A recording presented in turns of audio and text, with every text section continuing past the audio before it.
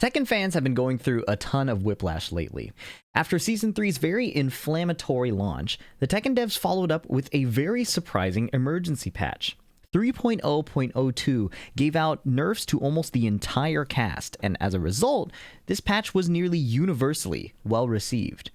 While there's still a lot of work to be done, the benefits are immediately apparent. So I had the chance to commentate in person at Level Up Expo this past weekend. And I was very surprised when watching how Asuka Kazama, who had been a terror throughout all of Season 2, was surprisingly fun to watch. The nerfs were very impactful in bringing her in line with her original identity. She became way less of an aggressive character, which she was throughout Season 2, and became more of a defensive parry and counter hit character like she was in the past. Power levels are still pretty high in this game, but the nerfs are undoubtedly good, and one of my favorite benefits of these nerfs is that the individual players have to show more skill expression to find their openings. So you get to see different styles play out even though they're playing the same character, which was one of the big critiques of Tekken 8 early on, is that everybody playing a character looks the same. Well, that's much less of the case now, and this match here is one of the best to demonstrate it. I have 3 matches for you today. This will be the first one. Kkokkoma versus Zatch. Zatch is an American player who has, as far as I know, studied with KingReyJR, who is basically the best performing American player throughout Tekken 8's lifespan thus far. Both players will be working with a nerfed Asuka Kazama, but I'll be sure to show you some of KingReyJR's performance as well later in this video. But let's get started right away. I have the notes for her nerfs below, but I'll be referring to them throughout the match, so you'll be able to see it in real time. Kkokkoma versus Zatch. Now, Feng, high tempo, poking character who likes to take the lead. Asuka generally prefers to be the one having the opponent attack into her, for example, to hit a down forward 2 counter hit launch. Asuka's roughest place to be is when she has to initiate the offense because you already have a health lead on her. She does less chip now, she has less plus frames and less like looping mix-up situations. So in general, she would rather be attacked into. The hard thing though is Kkokoma's Feng offense is pretty hard to find consistent timings against. Zatch does find an early heat engager. Sides up 2, no longer a full launch, so he rips the unblockable instead of going for a guaranteed follow-up. And that's going to come into play later. He's shown the unblockable. That's very important. Okay, down back 1. Doesn't swing the confirm. Nice punish on the back Kenpo hop kick. A little late. And now they space out and slow down just a little bit. Again, Asuka can't force things as easily as before. Cancel into full crouch down forward 2. That's all guaranteed after that counter hit low. She's had that before, so it's a strong option for sure. But that's from before. Whiff punish forward 2. And this combo should be trivial, barring any execution errors. There we go. 2 straight rounds for Zatch and a perfect 28 seconds into that round. Kkokkoma going to need to make some adjustments, but he eats the second hit mid. Would have been an unsafe string that he could have punished, but he got hit. Okay, while standing 1. Counter hit 1-3. Nice little while standing 2 from Kkokkoma, and grabs the armor, giving it a... means it's guaranteed. You can't break a throw if you did an armor move, or a parry. So it's a good option against Asuka. Whiff again on the back Kenpo, and a nice whiff punish from Zatch. 3-3. Kkokkoma. He can close this one out. He just has to keep it simple and not get blown up. Nice. Duck under the high while standing 1-3 on the board. And a 2-round lead against a professional is not much, but it means a lot if you do a launch punishable low. Zatch going to carry to the wall here. Yes. Wall combo flip over. Partial unblockable threat. Okay, sidestep 2, no punish. And nice duck on the Season 2 low from Feng. Forward 4 tracking. That was layered. That was sick. We're going to run that back after. But Zatch, wall could be unstable. Heat dashes to adjust it. And now it's 1 hit down back 4. That was very nice. Look at this really quick, okay? Why was this so sick? He showed the unblockable, remember, in round 1. So now, after this knockdown situation, there's a guaranteed follow-up, right? We saw the guaranteed flip over that gives the install. But instead of that, he gives up the Okazemi to do a spin. Then he cancels the spin because you can sidewalk left the unblockable. And then he does a homing move. You see that? He showed Kkokkoma the unblockable before. So now when he spins, Kkokkoma says, I'll just sidewalk to the left. I'll get around that move. Cancel homing move. Very, very well played from Zatch, and he uses that momentum to close out game 1. Love to see that confident play. Love to, like, I love the understanding where he's like, my opponent's a pro. He's going to see it and adjust. So I will jump to the next layer in advance. Very high level stuff. Zatch could run with that momentum to take this first to 2. It's just pools. So Kkokkoma, if he went to losers, would still be able to play. But it would be a huge loss to lose this early and a great win for Zatch. While standing 3 out of nowhere, no whiff punish. No solid hits just yet. 10 seconds in. Okay, clipping him, but no counter hit. Kkokkoma getting a little aggressive, missing the punish on the while standing 3. Maybe because it was slightly off axis. Sidestep right. Nice. But only a small amount of damage. Nice block. He didn't rip the punish. He didn't believe. Or maybe he swung too soon. Oh, boy. Okay. Again, no solid hits. Zatch running some offense here, but Kkokkoma knows he just needs to not force anything because Asuka's offense is way less scary. Counter hit down back 3. Slowly chipping away. Sidestep right. Yes, you get a punish. A 14-frame punish if you sidestep the can and the first hit connects. Oh, no, it doesn't risk the whiff punish. He saw that it was too late by that point, instead choosing to close out with just some quick pokes. Kkokkoma seemingly making a good adjustment here. That round didn't look like much trouble. Underneath the back 1, fish hook to check. Forward 4 clips, and now Zatch is the one that's in the air. Tornado. Clean splat, yep. Kokkoma's been playing this character since Season 1. You can expect him to understand the nuances of the combo game, understand the spacings of the different stages. Back turn, true throw mix-up, you have to guess, and a simple fish hook to close out again. This is that professional adjustment. If Zatch didn't take that 3rd round, you would have probably expected to see this kind of adjustment mid-game 1. Counter hit down back 3 once again. Counter hit low. He can tell Zatch is pressing. That's like 4 counter hits in a row. Spacing out again, and he's just chilling out. He doesn't have to force anything. Counter hit low again. Oh, back Kenpo a little late, but doesn't rip the second hit. No whiff punish there. Kkokkoma a little hesitant, but it's okay because it's not costing him HP or situations. Yes, there are missed opportunities on the whiff punishes. There are missed opportunities to get more damage, but he's not exposing himself. And giving up that control against Asuka isn't the end of the world. A fast 3-0. They rematched to the same stage on accident. So now they get the random rematch. Game 3. It is a 1-2 at this phase of the tournament. We've seen this intro already. Feng, I think, destroyed Asuka's dad's dojo. I think that's the story from Tekken 5. I'm not sure if he killed him or not, but I know Feng killed his own master. 1+2 break on the falling rain. Would have been a launching throw if he didn't break it. Kkokkoma getting a bit more comfortable on the offense, knowing where he can push more damage, knowing where he needs to chill. String cheese a little bit, but Kkokkoma lets it happen. I think Kkokkoma is not able to anti-air the heat smash. I think Kkokkoma is more focused on not getting blown up.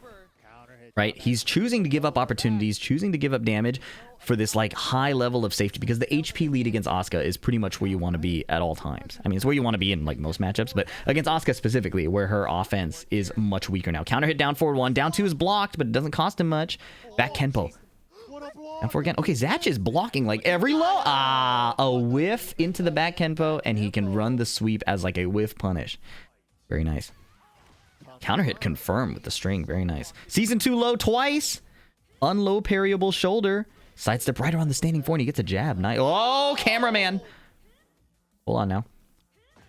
Forward 4 clipping him. Okay.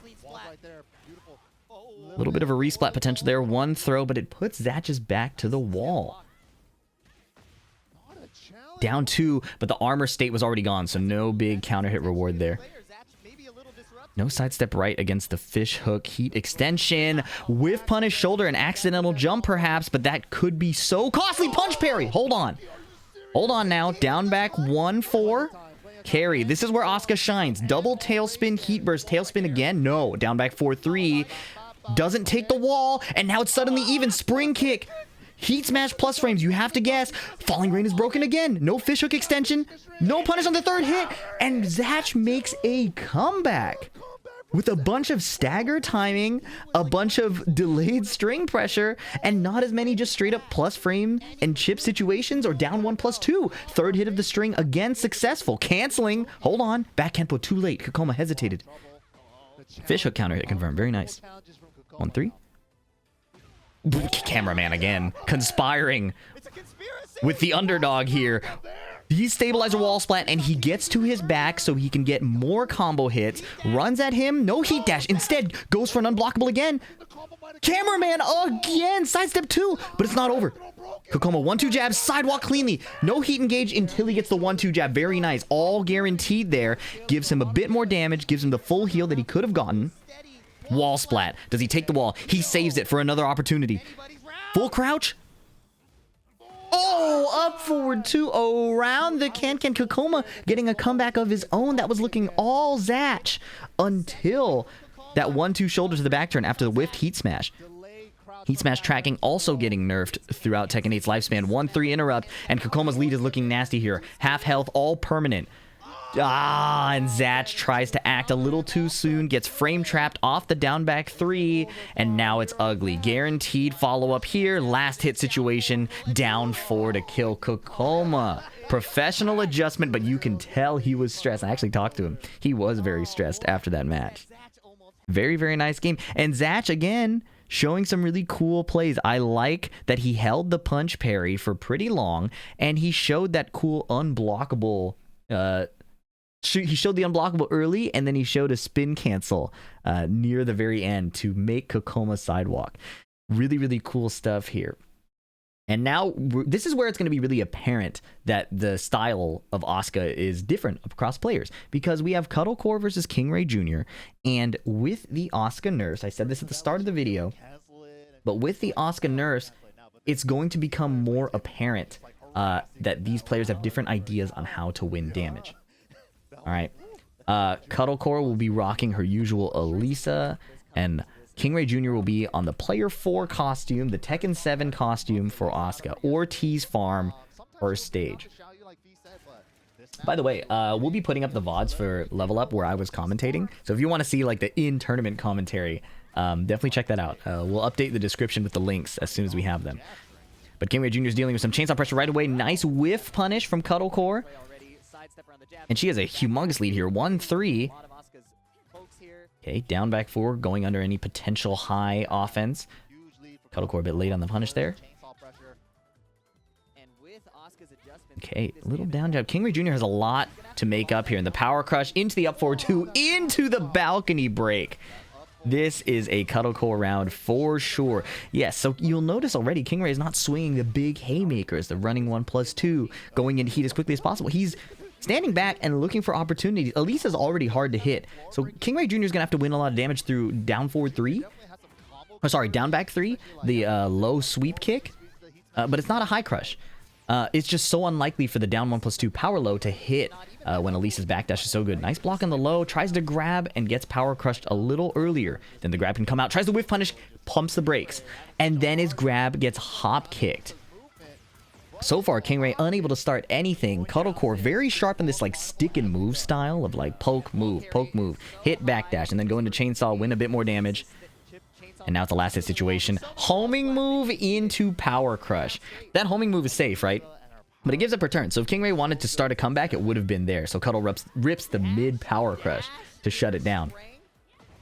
But a nice inner strength here to start the combo. A bit of combo inaccuracy. He wanted a high wall splat. That's why he went for that standing 4. Power crush is good and blows up the wall. A very fortunate outcome for KingReyJR here. Deciding to turn it up a little bit, I think, because that slower momentum wasn't working very well earlier in the set. Grounded hit. Notice he didn't go for any setups like Zatch did. He's playing for the damage and for the next situation. Chainsaw mid hits. Mini combo only. Okay, heat smash. Have to guess. The slide is not the end of the round. Nice whiff punish on the standing 4. Very, very nice. Okay, forward 2, 1+2.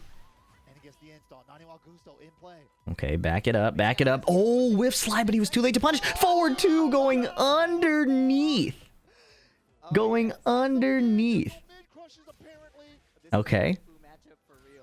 Nice whiff punish on the forward 1+2. Not sure if that was an intentional forward 1+2. Regardless, KingReyJR playing at a spacing where he's ready to capitalize on any mistake. Down back 1-2, confirm on hit. He's young and cracked. Back 3 trade. Fortunate for Cuddle here, but the forward 2 is going to connect. KingReyJR, this is still game 1. He's figuring it out mid-game. This is good. 2-2 now. Anybody's game. Cuddle can counter adjust here. The early 2-round lead gives her room to kind of throw some pocket sand. You know, the ball is kind of in her court, if you ask me. Power Crush cancel into crouch. That was high level. That's matchup specific and high level. That string cancels into crouch and it went under the Power Crush high, and KingRey Jr. was ready for that. That is so awesome. A whiff, down 1+2 whiffed. Alisa backdash, too good and a little ambitious. It did not hit, so there's no way that Alisa is not going to duck that Cuddle Core. Very nice. Finishing the string unsafe, but why not? With that health lead, you are almost always incentivized to just finish the string there. They rematch randomly, but it goes to the same stage. Nice sidestep hop kick. Cuddle Core is all over KingRey Jr.'s defensive timing here. And again, because Asuka's not able to start the offensive initiative, that's how you're ending up with situations like this where she has to play on the back foot. And if Cuddle's doing it, if she's on point with calling out the retaliation, the reward is so high. A little bit of combo inaccuracy, but still a massive lead here. Even a heat engager will not give KingRey much health. Yeah, literally he won't heal anything. So it's may as well pop heat burst if you ask me. Yeah, canceling because it would have whiffed. Sidestep is good. Up forward 1-2, no wall. He's gonna have to do a bit more, but the down back threes are adding up. Hold on, look, life bar's almost equal. But a power crush from Cuddle would end this round. Down forward 2, nothing there. Cuddle gets plus frame, slides. Power crush, nice punish from KingRey. The down 1+2 hits, but no guaranteed follow-up anymore. He ended up winning the round, but this situation would have been near game over. Flip over and then one more hit. But instead, because of the nerf, KingRey has to win 2 more interactions at least, unless it's a big power mid like that. So that it ended up not mattering much that round, but the impact of the nerfs is huge already. Full string whiffs. Nice block and punish. Good patience on the power crush. Cuddle Core is going to have to change that defensive response on her end. Okay, never mind. She just has to do a different one at a different time. Blows up the wall. Tornado, we're on to the next wall. A down 4 sidestep 2. I have never seen Asuka's sidestep 2 ever get beaten by any move. Homing or anything. It's so fast. It's so evasive. On paper, you can track it with a homing move, but homing moves tend to be slow. So I've never seen that move beat. It's like, it feels like the first Tekken move with like priority if you played like Smash. Anyways, unblockable into chainsaw stance. Great call out using the rage art. And another high level play from KingRey. Did you notice this? This rage art's gonna kill. And why does it kill? Because KingRey holds the rage art. Asuka can charge her rage art, waits for Alisa to stand back up to make sure it's a grounded hit rage art and not an airborne rage art, because the damage would be lower. And because of that slight optimization, KingRey wins that round. Very impressive stuff. This is what you like to see. Character specialization that is afforded to you because the character isn't so strong. They're just running the same offense over and over again. Okay, see, look, that's a big nerf there, and he took advantage of it. The full crouch low pushed back farther, and so it created a spacing situation rather than a straight-up offensive mix situation. Still a good move, but much more interesting than what it was before. Running 1+2, no guaranteed flip over here. Now he spends the stack to get a better Okazemi situation. Cuddle Core blocks the low. Nice block punish. KingRey Jr. showing some really cool optimization. Again, I am not an Asuka fan. Okay, Season 2 Asuka was a demon. Even earlier before that, I thought Asuka was pretty boring. But the contrast between what we were seeing in Season 2 through the whole year and seeing how this character moves now, much more defensively, much more situationally aware, and much less just straight up offensive plus frames is so refreshing. It's so refreshing. It's like the actual refinement they talked about instead of what was in 3.0. Anyways. There's still more to do with the game, of course, but I am a happy camper watching this coming off of a full year of Season 2. Down 1+2, down back 3. Down back 3 and down 1+2, by the way, do the same damage, effectively. If not literally. The damage is basically the same. There's almost no reason to do down 1+2 unless you're playing a high crush matchup. And even then, it's much more risky. So that's why KingRey is running down back 3 over and over. Forward 2 could not evade the high chainsaw, and the tip of the low chainsaw ends the round in Cuddle Core's favor. Okay, forward 2. Interesting that Cuddle Core could poke from that distance, and it still caught KingRey. He was stepping left. Should have gone right if you want to counter that move. But, yeah, Cuddle is playing different ranges very well with Alisa's pokes, but runs into a counter hit back 4. KingRey needed that. Okay, slight wall miscalculation. And evades the up forward 1 high. Strong aerial tailspin, punch through the ground. This is good because Asuka has a 14 frame punish where she can slam your head through the ground, breaks the floor, starts a combo, and her heat smash as well does that. So denying that is really good. Spring kick stops the pressure. No punish. Kkokkoma is doing fine. She's backed up to the wall, but it only takes a few hits. That is catastrophic, though. That move being that punishable when KingRey has install. I mean, if not for that power crush, she would be fine. But now the life bars are basically equal. The Rage Art's going to go through. And after the Rage Art situation, it's basically even slightly to KingRey. He tries to do the new move, canceling it, gets counter hit. Oh, that new move is not very good. He tried some pocket sand. It did not work. Sidestep right hop kick does not work on an airborne conversion. Forward four again, trying to catch that Alisa sidewalk. Can finally finds its mark. Yep, Asuka still has the multiple strong aerial tailspin routes. Not my favorite addition to the game. I think strong aerial tailspin was a good idea, but ends up just extending combos and giving everybody really high damage and wall carry, even off of like low parries. So not a fan of the mechanic, but I'm a fan of that whiff punish. That was good. Wow. Standing 4 panic button, KingReyJR ready with the highest reward launcher he could find in that situation. Forward 2, launch punishable if he were to fail. So he's sharp, he's confident. Install makes that safe. Punch parry. You have not seen this flow chart in Pro Tekken in forever. Forward 2 into install, make it safe, give up your turn, and understand that Cuddle wants to end it, so punch parry. That could have been catastrophic if she did the chainsaw high. But because she did the 2-hit string, she parried the punch. One of Alisa's few punches.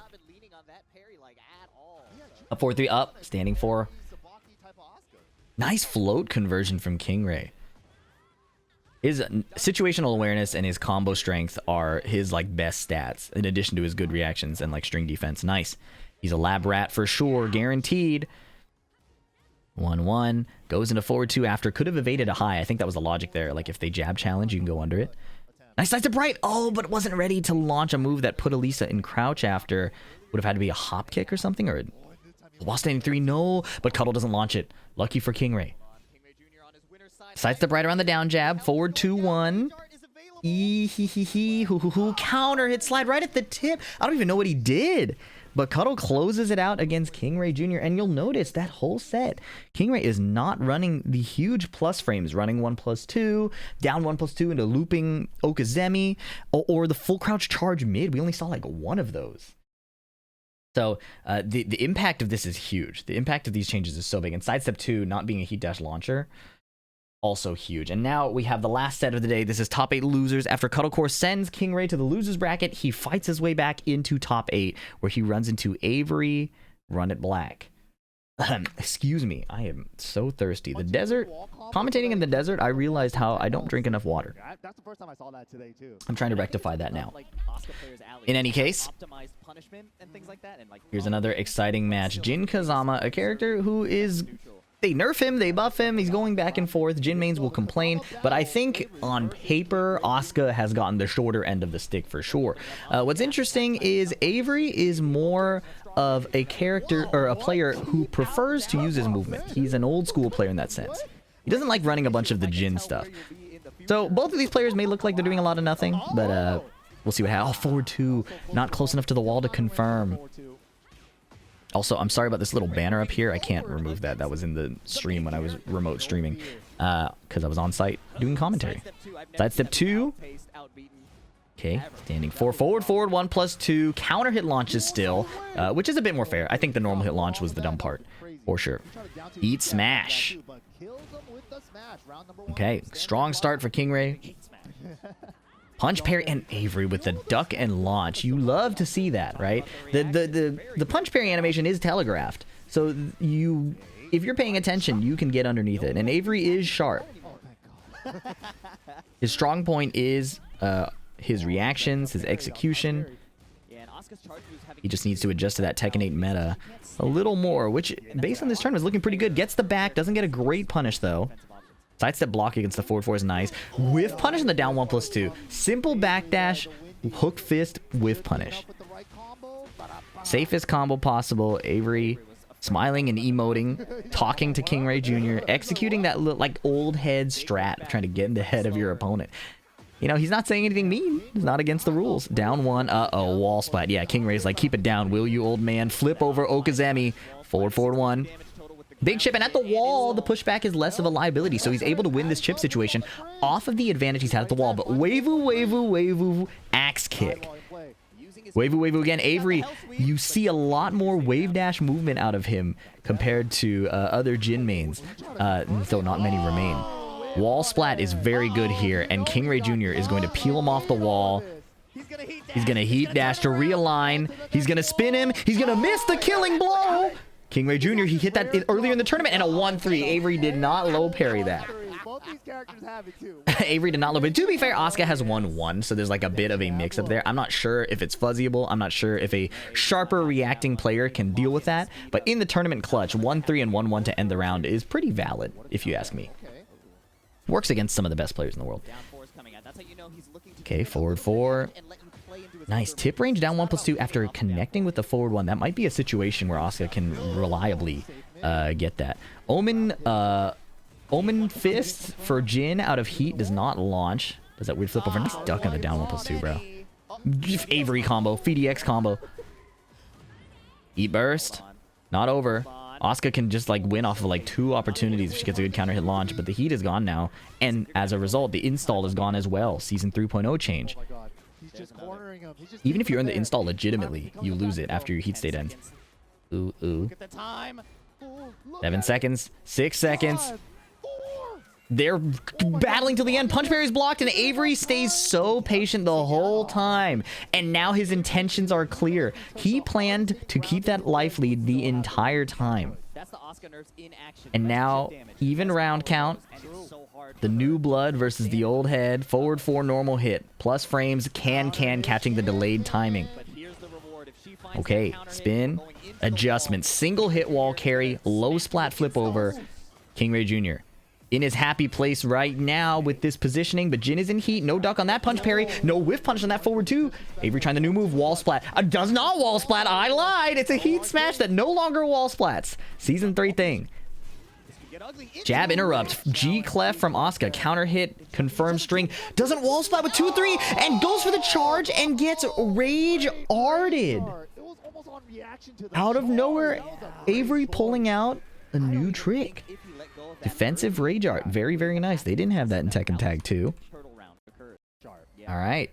I don't know what he's emoting for, but they've run it back to the arena stage. This tournament and this patch, the random select seem to keep going back to the same stage. I know true randomness is hard for humans to grasp, like conceptually, but I really feels like on stream we saw a ton of repeated stages. Okay, I'm not saying it's not true random, but something should be done if you ask me.